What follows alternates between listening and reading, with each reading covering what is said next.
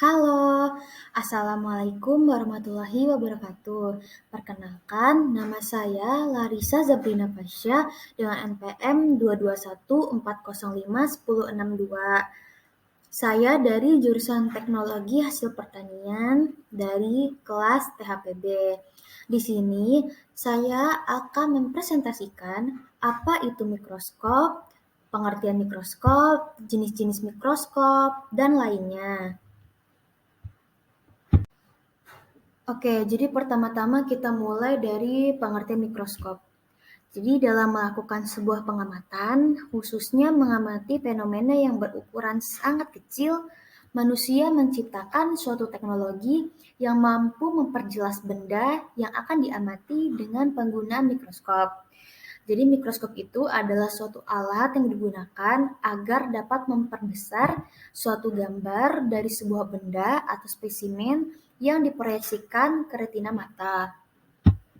Oke, jadi mikroskop atau alat pengamat berasal dari bahasa Yunani, yaitu mikro yang berarti kecil dan skupein yang berarti melihat. Secara umum, mikroskop adalah alat yang digunakan untuk melihat objek dengan ukuran kecil karena sangat kecilnya objek tersebut sehingga tidak bisa dilihat menggunakan mata telanjang. Ilmu yang mempelajari benda kecil dengan menggunakan alat ini disebut mikroskopi, dan kata mikroskopik berarti sangat kecil. Oke, selanjutnya kita beralih ke jenis-jenis mikroskop. Jadi berdasarkan sumber iluminasinya, mikroskop itu dibedakan menjadi dua kelompok utama, yaitu mikroskop elektron dan mikroskop cahaya. Mikroskop cahaya itu merupakan mikroskop yang bergantung pada cahaya matahari dan dibagi lagi menjadi mikroskop majemuk dan mikroskop stereo. Tapi dalam praktikum yang saya jalani, saya menggunakan mikroskop cahaya. Yang kedua itu mikroskop elektron. Mikroskop elektron itu merupakan mikroskop yang sumber cahayanya berasal dari berkas-berkas elektron suatu lampu katoda yang memiliki daya pembesaran yang sangat tinggi. Mikroskop cahaya itu juga terdiri dari mikroskop medan terang, medan gelap, kontras fase, dan Pandar-Flauer. Ketelitian mikroskop cahaya itu kalah kalau dibandingkan dengan mikroskop elektron. Oke, karena mikroskop elektron itu memiliki daya pembesaran yang lebih tinggi dibandingkan mikroskop cahaya, maka untuk meneliti mikroorganisme yang sangat kecil seperti virus itu lebih enak untuk menggunakan mikroskop elektron. Oke, sekarang kita beralih menjelaskan apa itu mikroskop majemuk dan stereo.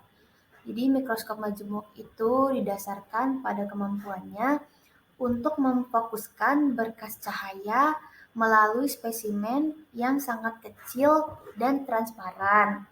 Jadi untuk menghasilkan gambar yang diperbesar menggunakan lensa. Sedangkan mikroskop stereo itu umumnya digunakan untuk melihat spesimen hidup atau objek 3 dimensi. Jadi mikroskop ini memiliki lensa objektif dan lensa mata yang terpisah sehingga memudahkan kita untuk melakukan pengamatan karena ada dua jalur optik yang terpisah untuk setiap mata yang melihat. Jadi mikroskop stereo ini jenis mikroskop yang hanya bisa digunakan untuk benda yang relatif besar atau tebal. Oke, jadi mikroskop majemuk itu sendiri memiliki 3 sistem lensa, yaitu lensa objektif, lensa okuler, dan kondensor. Lensa objektif dan lensa okuler masing-masing terletak pada kedua ujung tabung mikroskop.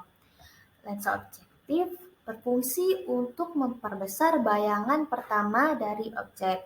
Lensa ini terdiri atas 3 atau 4 perbesaran, yaitu 4 kali, 10 kali, 40 kali, dan 100 kali.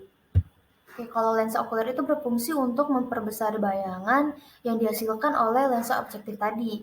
Dengan perbesaran maksimum yang dihasilkan dapat mencapai 1000 kali. Wow, jadi lebih banyak lagi. Lensa okuler ada yang terdiri atas satu lensa tunggal atau lensa ganda. Dalam penggunaan mikroskop majemuk, mikroba yang akan diamati harus disiapkan dalam bentuk yang tipis seperti olesan atau usapan menggunakan kaca slide atau kaca objek dan ditutup dengan kaca penutup.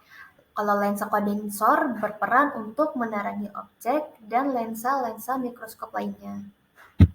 Karena mikroskop stereo ini merupakan jenis mikroskop yang hanya bisa digunakan untuk benda yang relatif besar atau tebal, jadi benda yang diamati dengan mikroskop stereo itu tidak perlu lagi disiapkan pada kaca preparat kayak di mikroskop majemuk, karena dapat langsung diletakkan pada meja preparat di bawah lensa objektif sehingga dapat terlihat secara 3 dimensi dengan perbesaran 7 hingga 30 kali.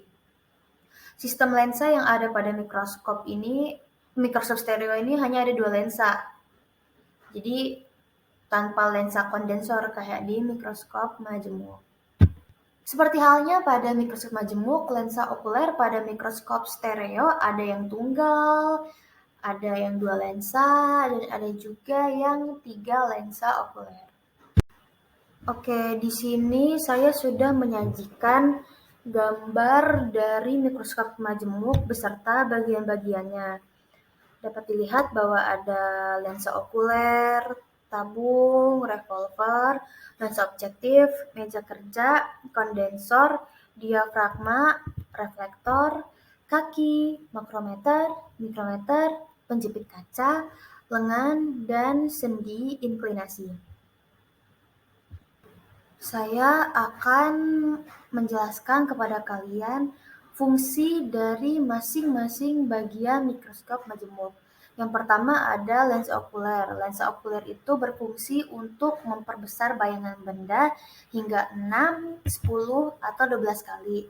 Yang kedua itu ada tabung mikroskop. Tabung mikroskop itu berfungsi untuk meneruskan cahaya dari lensa objektif ke lensa okuler.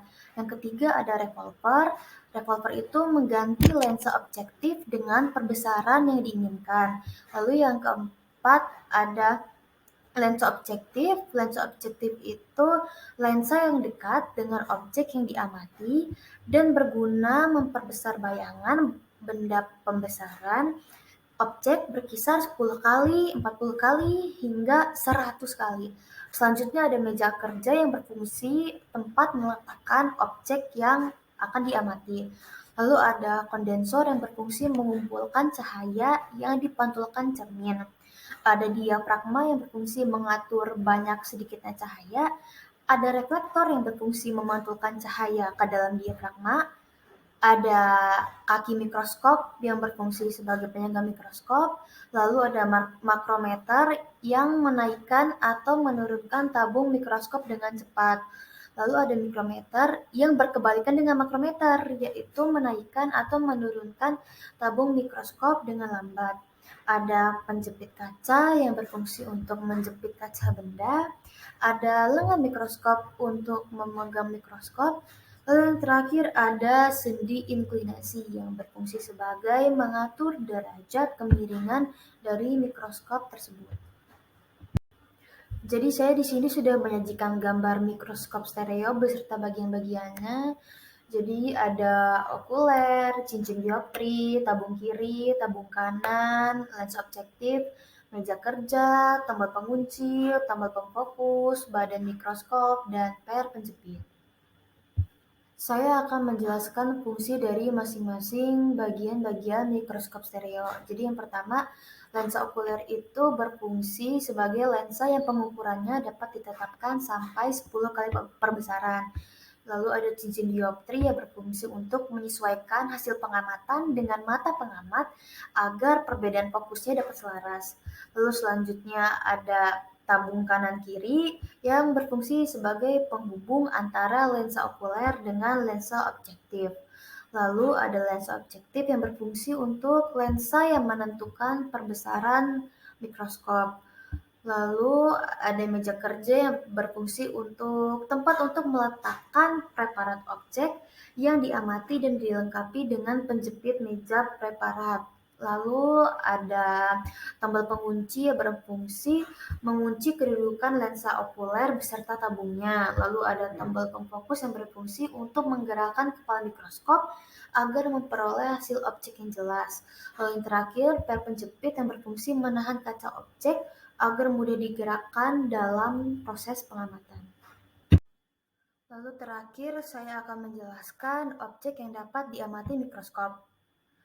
Jadi, mikroskop stereo itu dapat mengamati objek seperti komponen listrik, papan sirkuit, bahan inspeksi, tekstil, plastik, elemen logam, dan lain-lain. Sedangkan mikroskop penjemuk itu dapat mengamati objek seperti benda-benda renik, seperti penampang daun, akar bakteri, sel hewan, sel tumbuhan, dan lain-lain. Lensa ini menentukan struktur dan bagian renik yang akan terlihat pada bayangan akhir. Jadi kembali ke fungsi dasarnya ya, kan mikroskop stereo itu lebih mengamati objek yang berukuran besar, sedangkan mikroskop penjemuk itu lebih mengamati objek yang berukuran kecil. Baik, itu saja yang dapat saya sampaikan pada presentasi ini. Saya mohon maaf apabila saya ada salah kata. Saya akhiri, wassalamualaikum warahmatullahi wabarakatuh. Terima kasih telah menyaksikan video presentasi ini.